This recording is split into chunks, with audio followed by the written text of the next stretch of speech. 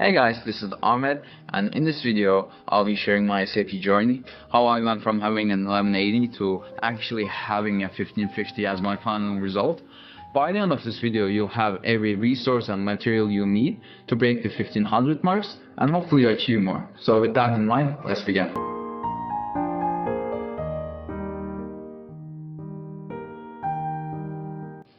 Alright, so the video will be divided into three parts. Firstly, we will talk about general materials for both math and the English section. So these are materials that you should definitely use. These include official materials or any materials that I have found very useful. Afterwards, we will go section specific. So we will then go into specific materials and tips for math, and then lastly for English. Alright, so I think firstly the most important resources that you must use are obviously the official ones, and there are two official materials out there. So first thing, Khan Academy. They have their own course for the digital SAT that they developed in partnership with them. So in the course they teach you the exact kind of questions they ask, the subjects that they include, how you can go about each question, and it's the best resource for both math and English. And secondly, there are resources that are from College Board. So firstly, you have the practice tests in the Blue Book app, and these are very, very important. In total, at the moment there are around 10 practice tests 1 to 6, and then you have PSAT in 8, 9, 9, 10, and each of those have two versions. So the practice tests, you should definitely do them. And after you do them, I will recommend watching a full video of someone solving them on YouTube, and that's going to be very beneficial. You can kind of see like how different kind of people solve different kinds of questions, find the best approach for yourself, and so on. And also with practice tests, I would recommend that you take notes of the questions you get wrong afterwards. So just see kind of the question types you wrong, and write them down on a piece of paper, like exact subject you got wrong, what mistake you made.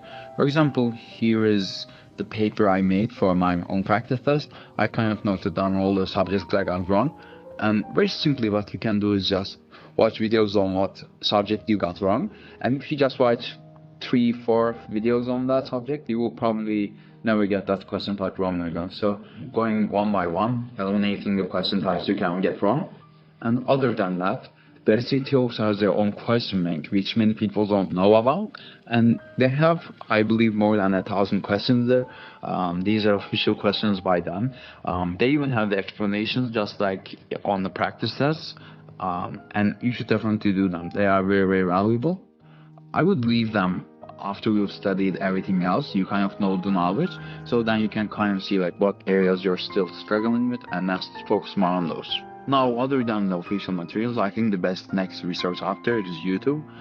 As I mentioned, you can watch the practice test solutions, and it's crazy. There are people who get the full scores on each practice test, and you can kind of see like how they go about with the test and kind of understand how they solve each question. And on YouTube, you can just search up the subjects you struggle with, type in SAT, and if no videos come up, you can even watch the normal video. That will also be very useful. I would highly recommend that you do targeted learning. So like have something in mind when you kind of go on YouTube. Otherwise, you might just waste a lot of time. Other than that, some material that other people use are books, and I think they're okay. They aren't necessarily bad. I've tried the Kaplan's book for the math section. I've solved the math section for it, and it's kind of fine. I would just recommend that if you kind of like books, you can solve it, but you should still get the digital practice in. So you should take the practice test. You should solve questions on your computer as well. And lastly, I would recommend IXL. It's an online learning platform, and it's kind of like a question bank. You can kind of see questions for each subject. For example, they have a plan for the SAT. You can study using that. And the cool thing with that is it's kind of gamified learning. So you kind of solve it and you kind of reach higher points. And if you reach the full point, you'll master that skill. So it was really useful for me just because it wasn't that boring like other platforms. And I will mention in Spain. and so I believe it's about $10 a month. It was useful for me. I saw a lot of questions there, and it was kind of easy for me to see like what type of questions I was getting wrong, and so on. So yeah.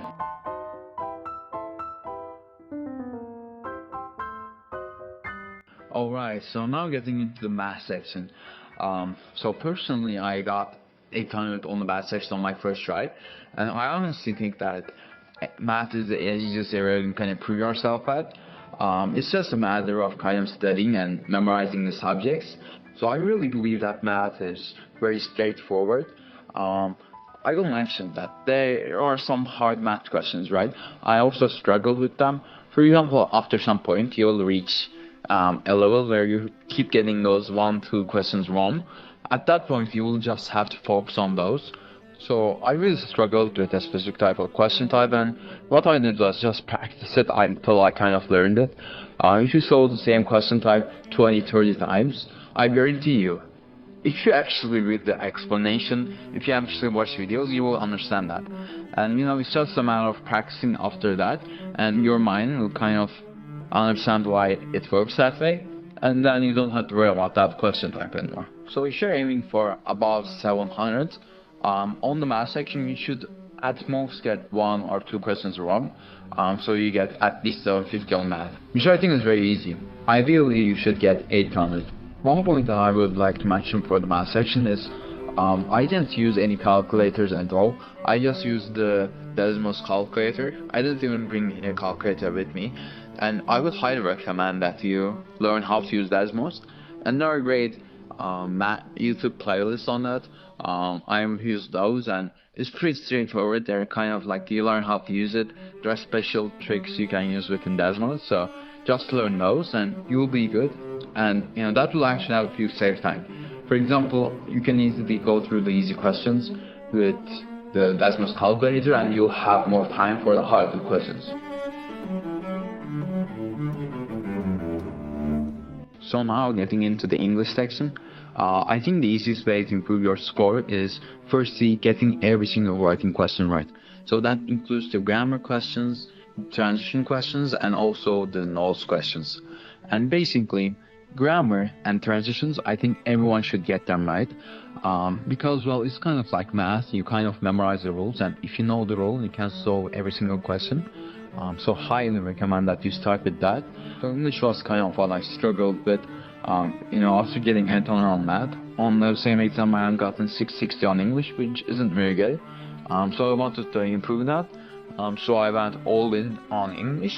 So I made a small Notion page when I was studying for transitions, and I believe I have like maybe 50 transition words there, categorized by the category and what they are used for, and example usage. So I'll put the link of that in the description. You can check that out, and I found that very useful, so hopefully it will be useful for you as well. So after taking care of the writing, your score will be probably around 700 for English, which is already around the 1500 line, so that's pretty good. And now here comes the kind of the hard parts, and now we have the vocabulary and then the reading questions. So for vocabulary, I would highly recommend that if you have time, you should memorize as many words as possible. The more words the higher of a chance you have at getting the right answer. And it's also not just knowing the word, but also knowing how it is used in the correct context, what kind of synonyms it has, the antonyms, example usages. So you shouldn't just memorize the dictionary meaning, but also know how it is applied in different scenarios as well. So for vocabulary, I would recommend using Quizlet. There are plenty of flashcards out there. I used one with like 350 words. It was pretty useful. If you have time, you should definitely study more for vocab. For me, I wish I had studied more.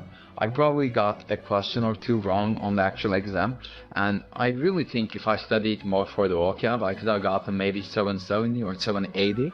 For reading, it's probably the hardest area to improve yourself at. I would just recommend watching a lot of videos of people solving reading questions. You kind of learn the patterns and how the questions work, and most of the time you can just omit an answer or two just because it sounds wrong or it's a bit too out of topic. And you should definitely take notes for the hard reading questions. That really helped me. Other than that, you should learn the exact approaches you should use for each type of question. So for also English and learning vocabulary in general, I would recommend reading articles every day. For example, you can just type a subject you're interested in and read the article on that. It really helps. Other than that, I would definitely recommend playing word games. For example, Wordle or Crossword. Those are really helpful. I've noticed that I have gotten better with kind of understanding words over time thanks to those. So I would definitely recommend that. And yeah, that was the video. I hope that was useful and see you another time.